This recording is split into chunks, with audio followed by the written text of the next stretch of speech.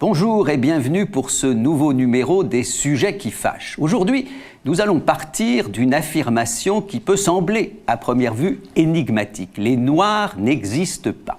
Bon, je le dis tout de suite, pour moi, personnellement, ça n'est pas si énigmatique pour au moins deux raisons. La première, c'est que le psychanalyste Jacques Lacan a lui-même formulé une thèse qui en son temps a fait grand bruit, la femme n'existe pas. Et seconde raison, il se trouve que j'ai lu le livre de Tania de Montaigne, qui est publié chez Grasset, qui porte précisément en titre cette phrase « Les Noirs n'existent pas », et que ce livre m'a semblé plutôt très convaincant. En tout cas, c'est un livre intelligent, argumenté, c'est un livre que je conseille à tout le monde, et en plus, ce qui pour moi ne gâche rien, c'est un livre très drôle.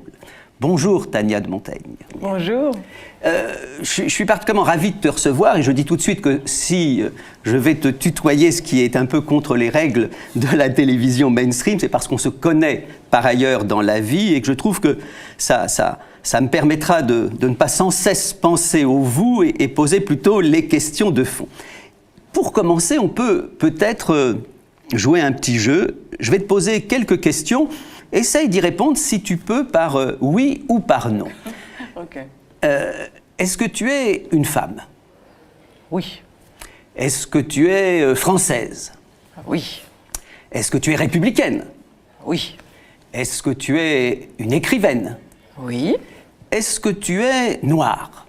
Alors, là, je dirais oui et non. Je dirais oui s'il n'y a pas de majuscule, indéniablement, et je dirais non s'il y a une majuscule.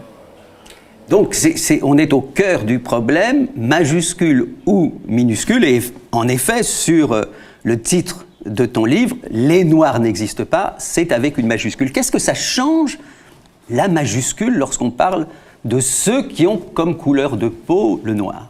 Alors, ça change deux choses, en fait. Si on est dans la minuscule, on admet que c'est un adjectif et que donc il y a plein d'autres choses qui vont pouvoir définir mon identité et qui viendront, quand on commencera à parler, on rajoutera des adjectifs et peut-être on aura une petite idée de qui je suis. Il y a du mouvement. Maintenant, s'il n'y a plus la minuscule et qu'on est dans une majuscule, donc que c'est un non, on affirme que, en fait, à l'intérieur de ça, il y a des présupposés, en fait, et que donc moi je dois répondre, j'appartiens donc désormais à un groupe, que ce groupe fonctionne en masse, donc ma singularité n'existe plus, je ne suis plus un être ni de culture ni d'histoire, je deviens quelqu'un qui appartient à un groupe avec une identité figée, en fait. Il n'y a pas de culture possible, c'est-à-dire c'est de la nature, on est noir par nature, et donc on fait des choses parce qu'on est noir, donc notre nature nous pousse à courir vite, danser bien, rigoler, être justement ce corps, n'être qu'un corps, pas d'esprit, ou très peu, qu'on avait mesuré. On s'était rendu compte, d'ailleurs, c'était formidable. Donc ça, c'était plutôt au 19e siècle. En mesurant comme ça, on s'était dit un truc qui était pratique, c'est que les Noirs, ils avaient à peu près la même capacité intellectuelle que les femmes. Donc comme ça, on avait donc le noir, la femme. Hop, c'était en tout cas pas l'esprit. C'était autre chose. C'était un corps. Alors un corps sauvage, un corps malhabile. Puis c'est devenu un corps qui court vite, mais ça arrive après. Donc ça, c'était intéressant aussi pour moi de voir que, parce que tout ça, c'est des évidences qui traversent tout le monde, hein. Noir, blanc, c'est quelque chose qui nous appartient à tous, de penser que il suffit d'être noir pour courir vite, en fait, ce qui est génial. Dans ton livre, c'est ça qui est très amusant, c'est que tu expliques que pendant tout un temps, on disait exactement le contraire. C'est qu'on expliquait que les Noirs sont incapables d'être sportifs, incapables de jouer au basket, incapables de courir, et qu'il y a un moment donné où ça s'est renversé. C'est devenu, en quelque sorte, le gène du Noir, de pouvoir courir vite. Oui, alors ça, c'était assez intéressant pour moi. En fait, l'idée, c'était vraiment de prendre chaque chose qui est évidente pour tous. Alors, mais ce qui m'intéressait aussi, c'est tous les êtres en majuscule, hein. Donc, je pars de ma propre expérience et de la spécialité que je suis censée avoir, c'est-à-dire celle des Noirs. Mais ce qui m'intéressait, c'était de voir que juif avec la majuscule, musulman avec la majuscule, tutsi avec la majuscule, rom, yézidi, femme avec la majuscule, il y a toujours un fonctionnement qui veut qu'on plaque de la nature sur un fonctionnement qui est purement culturel. C'est-à-dire on décide à un moment, et ce fonctionnement évidemment est basé sur l'idée de la domination, et pour asseoir cette domination, eh bien on décide que voilà, quelles seront tes caractéristiques, et ça justifiera, donc après c'est Ça y est, c'est bien huilé, donc ça fonctionne de façon circulaire. Puisque ta nature, c'est d'être comme ça, c'est normal que tu sois à cette place-là. Donc il n'y a pas de raison que ça change, puisque de toute façon, tu ne pourrais pas faire autre chose que ce que tu fais. Et donc, de prendre chaque chose. Donc pour le noir, il courait pas vite et il ne pouvait pas sauter, donc il ne pouvait pas faire de basket. Donc ça, c'est génial, parce qu'il avait des choses en moins. Ce qui est intéressant, parce qu'aujourd'hui, en fait, le noir peut faire tout ça parce qu'il a plein de choses en plus. Mais à l'époque, il a des poumons trop petits, donc il peut pas. Il a des muscles, des cuisses, c'est pas possible.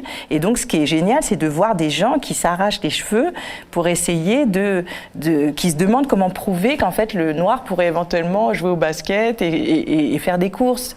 Donc, ils essayent de trouver de mesurer. Ils se disent, mais non, on va prouver qu'en fait, on pourrait le faire. Et puis maintenant, c'est la même chose, mais dans l'autre sens. Donc, j'ai trouvé plein de scientifiques, noirs, blancs, tous très occupés à prouver la supériorité athlétique du noir par nature, en fait. Donc moi, ce qui m'intéresse aussi, cette notion de majuscule, pour moi, c'est aussi l'idée de faire revenir tous ces êtres en majuscule du côté de la culture et donc du côté de la singularité, et de dire que chacun produit un être en fonction de son histoire, de la langue qu'il parle, de là où il est, de sa famille, et que ça peut pas s'assigner, ça peut pas être mis quelque part, et on ferait tous la même chose. Il y a cette phrase forte dans le livre que dès le moment où on assigne à quelqu'un une majuscule, finalement, on en fait un étranger. Que ce soit en effet le noir, le rom, le juif, on en fait un étranger. Alors, on peut parler peut-être de ce qui s'est passé pour toi, parce que tu parles aussi d'un certain nombre d'expériences très personnelles. D'abord, le fait que tu as découvert finalement que tu étais, alors on va dire comme ça pour l'instant, pour les autres noirs, notamment avec un dessin animé qui s'appelait La Noiraude, l'histoire d'une vache qui était effectivement noire et peut-être un peu sotte d'ailleurs en même temps. Oui, un peu bébête, un peu dans un... Enfin, ceci dit, ce qui était intéressant, c'est que je pense que quand les créateurs l'ont pensé, eux, ils ont pensé surtout à l'absurde. Donc ils se sont dit, tiens, une vache qui appellerait son vétérinaire, ça serait trop drôle, et qu'elle pose des questions sur ce qu'elle regarde avec un œil où il n'y aurait aucune évidence de rien, ça serait trop marrant. Mais ce qui est intéressant, c'est que cette vache, ils ne l'ont pas faite, elle n'est pas blanche, elle n'est pas... rouge, elle est noire, et donc vient se plaquer évidemment avec cette vache noire qui pose des questions innocentes. En fait, je crois que même là, on est au cœur de leur impensée raciste, c'est-à-dire que je crois qu'ils ne sont pas du tout rendus compte de ce qu'ils élaboraient en faisant ça. Et en fait, dans le livre, je parle d'un épisode qui m'est resté, alors que je m'en souvenais très bien. Donc après, je l'ai regardé pour voir si je l'avais recomposé, parce que parfois, ça arrive qu'on soit fait son trip. Et en fait, non, il était tel qu'il était resté dans mon souvenir, donc c'est dire qu'il avait été frappant pour moi, et c'est ce moment où en fait elle est passée avec ses petites camarades blanches, et évidemment la blanche s'appelle Blanchette, et elles étaient passées devant une école de musique et elles avaient entendu le professeur dire cette fameuse de noir valent une blanche, voilà. Et donc Blanchette d'un coup se saisit de ça et donc se moque de la Noiraude pendant des heures en disant voilà, t'es une moitié de vache, voilà, bon, il y a tout ce truc là, et donc voilà, la vache très inquiète appelle le vétérinaire qui lui explique que non, c'est les notes de musique. Et la conclusion de tout ça, c'est qu'elle dit « Ah excusez-moi, c'est vrai que j'ai tendance à voir tout en noir. » Et cet épisode-là, vraiment, il dit tout pour moi. Et surtout, en fait, à l'époque, ce qui était intéressant, c'est que pour moi, c'était une vache, cette vache. Mais comme à l'école, on s'est mis à m'appeler la Noiraude, en fait, c'est devenu moi. Et ça, c'est la majuscule aussi. C'est-à-dire, c'est ce moment où, comme vous êtes en masse, vous êtes responsable de toute personne que vous identifiez comme étant du groupe, y compris une vache. Et donc, si elle dit quelque chose qui vous met en porte-à-faux, vous êtes à la fois dans la honte de cette parole qui n'est pas la vôtre, et en même temps, vous en êtes dépositaire et responsable. Donc, en fait, vous ne pouvez plus faire la différence. Vous êtes cette vache, quoi. Alors là, tu avais 5-6 ans, et dans ton livre, tu évoques des tas d'autres moments, y compris tout ce qu'il y a de plus actuel. Par exemple, il y a quelque chose de formidable, c'est que sans cesse, à celui qu'on suppose être le ou la noire, on demande d'où venez-vous. Tu racontes une chose très simple, c'est que tu es évidemment française, que tes parents sont français, que tes grands-parents sont français, que tes arrière-grands-parents sont français. Tu remontes même jusqu'aux arrière-arrière-grands-parents qui sont français, et on te demande toujours effectivement ton origine. Et tu dis une chose que j'avais jamais vue aussi frappante que dans ton livre. Tu dis aujourd'hui le mot race, effectivement, à part pour quelques illuminés, est quand même plutôt laissé de côté, mais que ce qui a remplacé finalement le mot race, c'est peut-être le mot origine. Et oui, c'est que je vois bien que, alors ça vaut pour toute personne Vraiment, à partir du coquille d'œuf, on va dire, la question se posera. Et puis, sinon, si vous êtes blanc avec un accent, bon, bah, ça, vous avez déjà eu cette question plein de fois, qui est, et c'est gentil, souvent c'est gentil, hein. C'est rare que ça soit malveillant, c'est vraiment une question, alors, voilà, avant bonjour, c'est vraiment la question du contact, c'est, mais dis donc, tu es de quelle origine? Et ce qui est génial, c'est que si vous dites Paris, ça n'est pas suffisant. Donc la personne est embêtée, mais elle va quand même poursuivre. Donc soit elle va poursuivre sur « Ah oui, mais alors vos parents ?» Paris. Ah, de Paris, pas bon. Et même une fois, j'ai eu une dame qui, là, elle était au bout du rouleau, parce qu'elle avait fait tout, les parents, les grands-parents, on n'y arrivait pas. Et donc elle m'a dit « Oui, mais… » Voilà. Il y avait ce truc-là de « Oui, mais… » Voilà. Et en fait, dans ce « Oui, mais », il y a bien cette histoire qu'il faut trouver… ça ne peut pas être la France, c'est autre chose. Et donc c'est ça aussi, la majuscule, c'est dire tu ne pourras jamais être de l'endroit, puisque tu n'es pas un être de culture, tu seras toujours par ta nature ramené à l'endroit que je t'ai assigné. Donc le noir, c'est l'Afrique, hein, de toute façon, donc ça c'est simple. Et donc vous débrouillez comme vous voulez, mais vous me donnez de l'Afrique à un moment ou à un autre, sinon je suis pas très contente. Et donc là, cette dame, avec ça, elle disait donne-moi de l'Afrique, quoi, il m'en faut là, j'en ai pas assez. Alors ça c'est pour noir, quand c'est jaune, il faut donner de la Chine, sinon on n'est pas content. Enfin, il y a vraiment ce truc-là qui s'organise fortement. Qui s'organise tellement fortement que de même que parmi ceux qui nous regardent et qui ont certainement les meilleures intentions du monde, beaucoup vont découvrir donc que pendant tout un temps, les Noirs ne couraient pas plus vite que les Blancs. Et je dois dire, tu le sais, mais je vais le dire parce que il n'y a pas tellement de choses dans mon existence dont j'ai un peu honte. Mais nous étions un jour, alors je vais faire un coming out en la matière. Nous étions un jour à un dîner avec un certain nombre d'amis. La conversation s'est mise à un moment donné à rouler sur l'Afrique, je ne sais même plus à quel propos. Et tout naturellement est terrible, parce que je me considère comme étranger au racisme et à 150%. À un moment, on parlait de l'Afrique et je me suis tourné vers toi, comme si tu avais une expertise particulière sur le sujet. Et je dois dire que j'ai eu honte. On en a ri sur le moment, parce qu'évidemment, ça m'est apparu aussi vite que, je l'espère ensuite, ça a disparu. Mais il y a quelque chose, effectivement, sur cette question des origines qui est terrible. Et tu évoques un autre aspect des choses qui est aussi frappant. Tu t'appelles Tania de Montaigne, donc il y a un nom, plutôt un prénom à consonance russe, et puis un nom tellement français qu'évidemment, on fait référence au grand écrivain. Et là aussi, quand on tape sur Internet Tania de Montaigne, on s'aperçoit que la première question que les gens c'est vrai nom. Sans arrêt, on te demande, alors c'est un pseudo, Tania de Montaigne. Oui, il y a un truc ce qui est très drôle d'ailleurs, parce que si je devais choisir un pseudo, c'est comme si je choisissais de m'appeler Molière ou Maupassant, je partirais peut-être sur autre chose, je n'irais pas tout de suite là-dessus, mais il y a ce truc de dire, il faut… Pareil, c'est comme cette question comme ça, c'est que ça colle pas. Et à tel point ça colle pas que je raconte dans le livre, parce que ça c'était dingue. C'est que, tu vois, toi, quand tu te tournes vers moi et que tu me demandes mon expertise sur l'Afrique, on en rit tout de suite, parce que, en fait, ce qui est intéressant, c'est de se voir. Et c'est valable pour tout le monde, hein. C'est-à-dire qu'évidemment, on est tous traversés. La question du racisme, c'est la question de tout le monde, puisque nous sommes… c'est notre langue maternelle. Nous avons tous été, d'une façon ou d'une autre, baignés par cette idée. Et donc, naturellement… des choses, on a des échappées. Mais ce qui est intéressant, plutôt que de se dire « ah, c'est atroce ou alors « ça n'est pas moi » et de se mettre dans une position comme ça, ce qui est intéressant, c'est de se voir être en train de dire quelque chose vraiment qui paraît parfaitement naturel et de se dire « tiens, pourquoi je le dis ?» Ça, c'est ça que je trouve intéressant, et c'est pour ça que j'ai écrit le livre aussi, parce que j'ai l'impression qu'on est dans un temps où il faudrait soit être parfaitement vertueux et le racisme, non, c'est un autre endroit, c'est d'autres gens qu'il faudrait d'ailleurs, il y a un endroit comme ça, au moins on sait où ils sont. C'est soit ça, soit d'être dans une crispation et de dire en fait je m'attribue toutes les assignations, mais il n'y a que moi qui pourrais les dire en fait. Donc je vais me mettre dans ce camp-là, et moi seule peux en parler.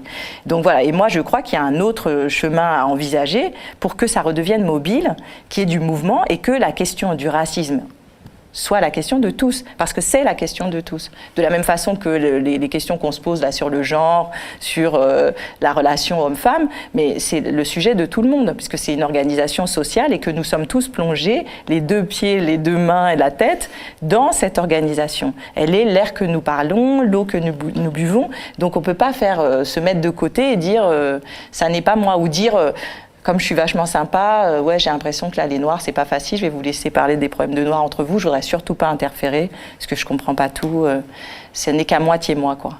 Ben justement, on peut peut-être aborder ici une des questions qui est présente tout au long du livre. Faut-il laisser les Noirs entre eux? Faut-il laisser les Juifs entre eux? Faut-il laisser ceux qui ont souffert? On va dire ça comme ça, on va parler de la souffrance qui nous précède. Est-ce qu'il faut laisser ceux qui souffrent, ceux qui ont souffert, ceux qui subissent le racisme entre eux, pour leur permettre finalement de ne pas être troublés par la présence d'un blanc, par la présence d'un non-juif, par la présence d'un homme? C'était le cas, par exemple, à Nuit debout, sur la place de la République. À un moment donné, je me suis approché d'un groupe de femmes qui discutaient. Elle m'a dit « Ah non, c'est pas pour les hommes ».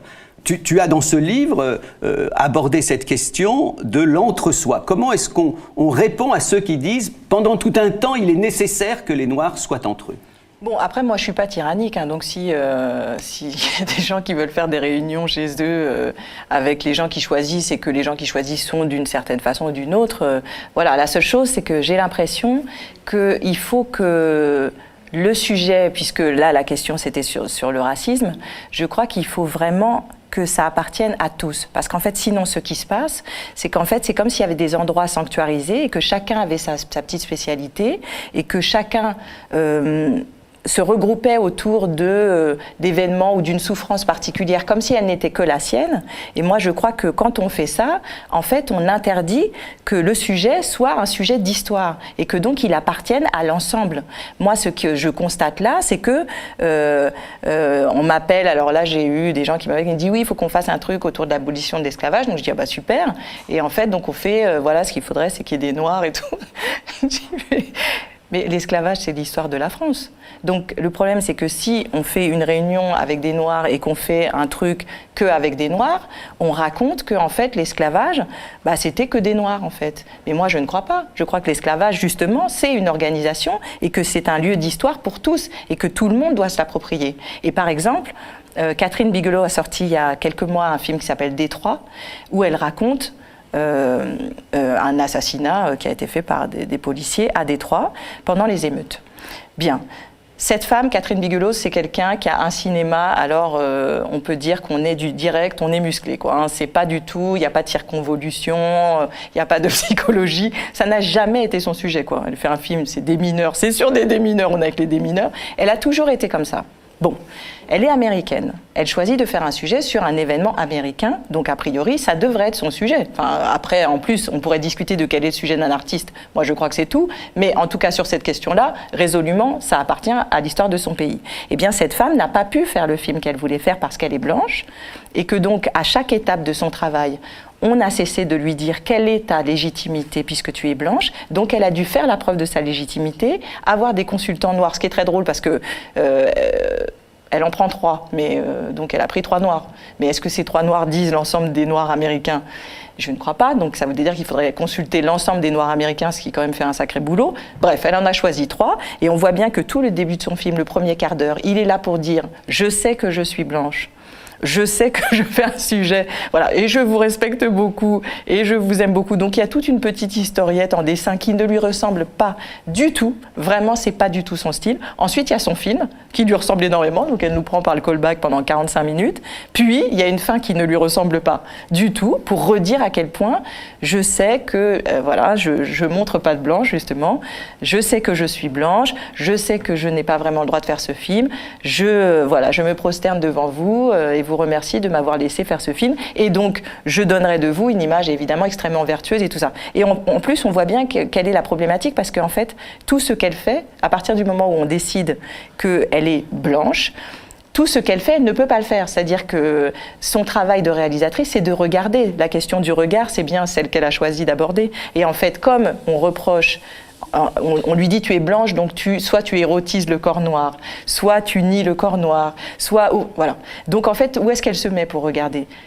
Nulle part. Donc en fait, ce film est un film, un demi-film de Catherine Bigelow, et en tout cas, l'art a disparu. Il y a plus. Et ce qui est très drôle, c'est qu'en revanche, quand Steve McQueen, le noir, pas le blanc, le réalisateur fait le film 12 Years a Slave, on ne pose pas la question de comment il regarde, alors que lui, vraiment, il est dans la jubilation, c'est un doloriste, donc il a vraiment un travail sur la chair, le corps, la souffrance, le sang. C'est son sujet, ça a toujours été son sujet, en tant que vidéaste, c'était déjà son sujet, mais à la base, il est britannique. Donc sa compétence sur l'histoire américaine, si c'était ça la question, mais on voit bien que ça ne l'est pas, puisqu'on suppose que comme il est noir avec une majuscule, il sait toutes les souffrances de tous les pays du monde, donc on ne va pas lui demander comment il regarde, et est-ce qu'il y a un problème, est-ce qu'en tant que Britannique, il a un avis pertinent sur l'esclavage américain. Non, tout le monde s'en fout complètement, quoi. Donc, je vois bien que cette majuscule, elle interdit la circulation et elle interdit surtout que l'histoire puisse être prise par tout le monde dans son ensemble et que donc ce soit le sujet de tout le monde. Et ça doit l'être. Alors ça, là, tu évoques l'histoire, tu évoques effectivement la lutte des Noirs, par exemple, ou l'esclavage, mais dans ton livre, il y a aussi des choses qu'on pourrait considérer comme plus drôles. Par exemple, les problèmes qu'ont eu certains cuisiniers à dire qu'ils faisaient des sushis et qui ont tout d'un coup eu sur le dos des gens qui considéraient que c'était une appropriation culturelle et qui leur ont interdit finalement l'usage du mot sushi. Qu'est-ce que c'est que cette, faut bien dire, folle dinguerie de l'appropriation culturelle dont tu parles? Justement, c'est quand on pousse la majuscule à son maximum. C'est-à-dire si on croit en cette majuscule, alors effectivement, il faut tout sanctuariser. Puisqu'il y a un listing de ce que est supposé être un noir en majuscule, un jaune en majuscule, un juif en majuscule, un musulman, même une femme en majuscule. Donc il y a tout un itinéraire et toute personne qui sort de cet itinéraire est considérée comme déviante. Mais dans l'autre sens, si quelqu'un qui n'est pas dans la majuscule vient, qu'a-t-il le droit de faire? Donc en l'occurrence, ce cuisinier qui était essentiellement mauvais, enfin c'est dommage qu'on justement l'ait pas regardé pour ce qu'il était, donc a fait un sushi malencontreux avec vraiment du poisson pourri et du riz limite. Et ce que retiennent des étudiants sur un campus américain, ce qu'ils retiennent de ça, c'est cet homme ne nous a pas respectés en fait. Il m'a nié. Parce que je suis le sushi aussi, puisque je suis tous les éléments de ce qui est prétendument ma majuscule. Donc je suis ce sushi, tu ne fais pas correctement ce sushi, ça n'est pas que tu es mauvais, c'est que déjà tu n'es pas japonais, donc ce qui suppose que tout japonais sait faire des sushis, et en plus, ça veut dire que tu es en train d'exprimer à nouveau ton racisme, ton impensé raciste est dans ce sushi. Donc, l'université, parce qu'il y a aussi la question du prix. Je pense que si ça se passe dans une fac française et que quelqu'un vient dire oui, il était dégueu le sushi, bon, on lui dit va pas manger au Resto U, quoi. Bon, ça s'arrête là. Mais là, comme on est à 50 000 $ l'année, on va plus réfléchir à la question. Donc on fait des petites réunions et puis on dit bon, est-ce que ça vous va si finalement on n'appelle pas ça sushi? On dit poisson posé sur du riz. Et là, tout le monde dit ah bah voilà. Là, ça y est. Là, tu sors de ma culture, tu rentres dans un précaré dont je me fous complètement. Ça va. Il y a un exemple justement très, très amusant et quand même un peu inquiétant, c'est Katy Perry qui à un moment donné se fait des tresses et le ciel lui tombe sur la tête, c'est ce que tu racontes dans le livre. Mais oui, surtout qu'elle, c'est vraiment la chanteuse pop, on est là, youpi, tout ça, et elle fait un clip qui n'a aucun intérêt, où elle a 27 coiffures, hein, donc c'est pas qu'elle a focalisé sur les... Mais dans les 27 coiffures, elle s'est dit, ça c'est trop joli, moi j'y vais là-dessus, et là, catastrophe...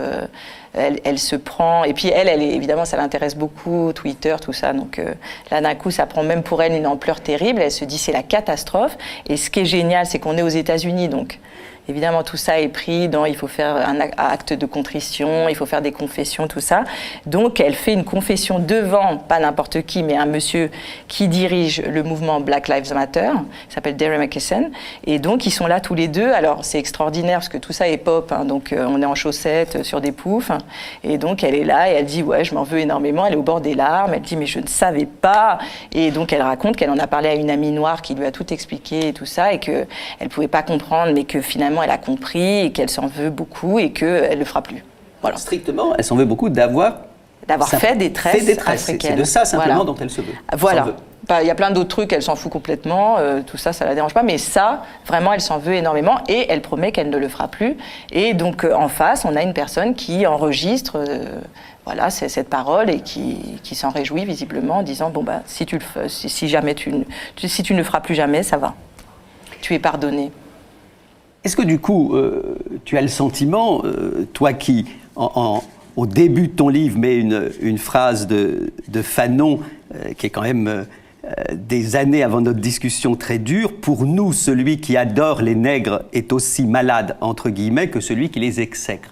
Est-ce que toi qui mets cette citation-là, tu considères que d'une certaine façon, un certain nombre, qu'est-ce qu'on va dire, de militants noirs, par exemple, pour revenir précisément, en laissant les Japonais de côté à notre débat, est-ce que tu considères qu'un certain nombre de militants noirs contribuent eux aussi, est-ce qu'on va aller jusqu'à dire une forme de racisme ? Est-ce que tu irais jusque-là ? Moi, je pense qu'en tout cas, si une lutte intègre toutes les assignations, elle est dans un langage, en tout cas elle répond avec la langue et le dictionnaire du racisme. Donc dire justement ces associations qui d'un coup disent ça c'est de l'appropriation culturelle, donc Katy Perry, la pauvre se fait détresse, que l'on dit africaine, elle n'a pas le droit parce qu'elle vient nier notre culture et elle ne connaît pas l'histoire des cheveux. Donc tout devient en plus complètement différent, parce que moi je connais plein de noirs qui se font détresse africaine et vraiment il n'y a aucune lutte derrière, hein, en fait, elles se font une coupe de cheveux, quoi. Mais d'un coup, tout devient objet politique, objet de souffrance. C'est-à-dire, la souffrance est partout, en fait. Et je crois qu'effectivement, ça vient... c'est pour ça que j'aimais cette citation de Frantz Fanon, parce que c'est la même chose, en miroir. Donc, mais que ce soit dans un sens ou dans l'autre, si c'est pour dire les Noirs sont géniaux et c'est pour ça qu'il faut... les mettre en majuscule, ou si c'est pour dire les Noirs sont atroces, et c'est pour ça que je les mets en majuscule pour qu'on les reconnaisse bien, on dit de toute façon un lieu figé. Donc pour moi, en tout cas, ça ne permet pas de penser. Et moi, ce qui m'intéresse, c'est qu'on essaye de réfléchir, en tout cas. Alors tout ça, tu l'expliques bien, ton livre est encore plus précis évidemment que notre discussion. Il y a peut-être juste une chose qui pour moi reste problématique, c'est que dans la lutte, par exemple, des Noirs à l'époque de Martin Luther King ou des Black Panthers, ça n'a quand même pas été complètement indifférent qu'à un moment donné, les Noirs, j'allais dire, tordent la barre dans l'autre sens, de façon exagérée. C'est-à-dire qu'un mouvement aussi de lutte, parfois, provoque peut-être, crée parfois un certain nombre d'excès. Est-ce que tu ne considères pas que parfois il est nécessaire d'aller un peu trop loin et de faire du coup exister le noir avec une majuscule, que c'est peut-être un moment transitoire? Sauf que ce qui est très intéressant, c'est que quand Martin Luther King prend la tête du mouvement qui va devenir le mouvement des droits civiques, donc au moment du boycott, quand Rosa Parks fait le geste de ne pas céder son siège, la pensée, et c'est ça qui est très puissant, c'est-à-dire le premier discours qu'il fait, il se positionne dans un truc très précis. C'est pour ça qu'on choisit Rosa Parks et pas une autre personne, parce qu'il y avait d'autres personnes qui ont fait ce geste, mais c'est elle qui va être l'héroïne de cette lutte. Et en fait, elle est l'héroïne de cette lutte parce que physiquement, elle est enviable pour les Noirs, parce qu'elle est claire de peau, cheveux raides, et qu'elle n'est pas effrayante pour les Blancs. Donc elle ne répond pas aux assignations. Et il pense son premier discours en disant pas une Noire s'est fait arrêter dans le bus. Une citoyenne américaine s'est fait arrêter dans un bus. Et en fait, il pose la question justement à la population blanche. Est-ce que vous trouvez normal qu'une citoyenne américaine qui a payé son billet pour un trajet se fasse arrêter et finisse en prison? Si vous répondez oui à cette question, alors vous assumez. Si vous répondez non à cette question, alors vous assumez. Et en fait, tout ce mouvement est tenu par un groupe qui agit du point de vue légal qui s'appelle la NAACP. Et la NAACP s'est fondée sur l'idée justement de tout un tas de gens, blancs, noirs, protestants, juifs, indiens. Tous ces gens-là se sont associés au moment d'un lynchage qui a lieu au début du XXe siècle en disant: nous, citoyens américains, jugeons que ça n'est pas possible. Donc c'est ça aussi. Et en fait, tous les gens qui vont s'agréger à cette lutte sont des gens qui vont découvrir, notamment en Alabama, la personne qui gère la NAACP à cet endroit-là. C'est un monsieur qui était parfaitement analphabète, qui connaissait rien, qui devient employé des wagons-lits, qui part avec son boulot et qui va découvrir à New York une réunion de la NAACP. Et il découvre un autre mode de fonctionnement entre les gens. Et pour lui, c'est inédit. Parce qu'il y a des Blancs qui parlent à des Noirs normalement. Il se dit, tiens, c'est bizarre ça. Et donc, il va se dire, moi je vais monter une antenne. Et c'est par lui que des choses vont arriver. Donc ce qui est intéressant, c'est justement qu'à un moment, il y a une transcendance et que des gens décident que la question, c'est celle du pays et de la citoyenneté. Et est-ce que c'est recevable?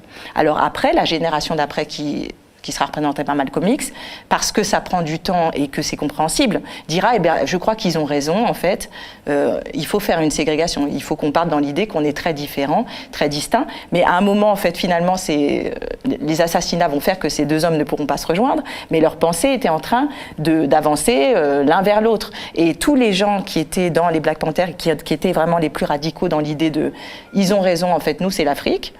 Bon, beaucoup sont partis, notamment au Libéria, et en fait, ils se sont vus arriver là-bas et constater qu'ils étaient américains. Donc, ils ont reproduit des choses parfaitement américaines dans un pays parfaitement africain, et ils ont constaté ça, violemment d'ailleurs. Donc, justement, je crois qu'il y a des temps de lutte qui vont avec les époques, et je ne dis pas que ça n'est pas c'est comme ça doit être. Mais en tout cas, la trajectoire, elle est toujours, j'ai l'impression, dans l'idée qu'à un moment, des gens sont obligés de traverser ce qu'ils sont pour dire, écoutez, moi, en tant que citoyen de ce pays, ça n'est pas recevable.